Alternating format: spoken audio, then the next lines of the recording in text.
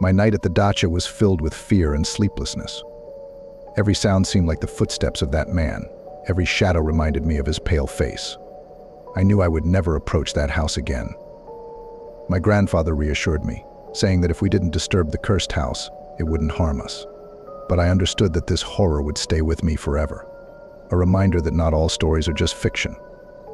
The next morning, as the sun rose above the horizon, I decided to tell my grandfather everything in detail.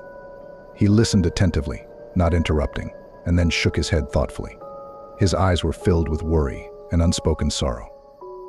"You did the right thing by not engaging with him," my grandfather said when I finished. "But now we have to be careful. If he has appeared, it means the curse is gaining strength again." "What does that mean?" Grandpa, I asked, feeling my heart tighten with fear once more. "It means we must find a way to break this curse," he replied. "Otherwise, not only we but all the villagers will be in danger." We decided to act immediately. My grandfather told me about an old woman in the village, known as Baba Yagidka. She was knowledgeable in ancient rituals and possessed wisdom passed down from her ancestors. She might be able to help us understand how to break the curse on the house and free the trapped souls. We set out to see her in the morning. Her cottage stood on the edge of the village, surrounded by a garden of wild herbs and old apple trees. When we approached, the old woman was already waiting on the porch, as if she knew we were coming. Her eyes were as ancient as the world itself, yet they shone with wisdom and understanding. "I knew this day would come," she said as we got closer. "The curse cannot last forever, and today we will try to lift it."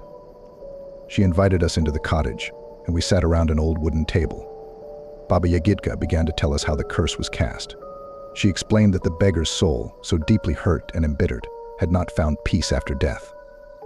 His spirit became attached to the house, seeking vengeance on anyone who approached it. "But there is a way to free him," she said, looking directly into my eyes. "We must perform a ritual to help him find peace. For this, we need to go to the house at night and conduct a cleansing ceremony." We prepared for this daunting task. Baba Yagidka gave us a set of ancient artifacts, candles, amulets, and herbs to protect us from the evil spirit. She also taught us prayers and incantations to recite during the ritual. The following night, under a high, full moon, we made our way to the house. The darkness seemed thicker and more menacing than the previous night, but we knew this was our only chance to free the souls and break the curse. We approached the house and I felt a chill run through me. The light in the window was flickering again, as if expecting us. We entered, and my heart pounded with fear. The house was silent, except for the creaking of old wooden beams. Baba Yagidka began the ritual. She lit the candles and placed them in a circle, then scattered the herbs and began reciting prayers. Her voice was deep and solemn, as if coming from another world. We joined her, repeating the words of the prayer. Suddenly we felt a presence in the air. I felt a cold breath on my back and saw the shadows moving around us. We continued reciting the prayers, trying not to falter. Then he appeared. The ghost of the man without arms, with a long beard and the stature of a dwarf. His face was full of anger and pain. He approached us but could not enter the circle protected by the candles and herbs. "You shouldn't be here," he shouted, his voice booming like thunder. "You have no right to disturb my peace." "Your peace has long been disturbed," Baba Yagidka replied, not breaking her prayer. "We are here to free you and all those who suffer here." We continued the ritual, and I felt the presence of the ghost becoming less intense. Finally, after what seemed like an eternity, his figure began to dissolve into the air. The light in the house went out, and silence fell. "This is not the end," Baba Yagidka said, as we finished the ritual. "We have freed him, but the house is not yet cleansed.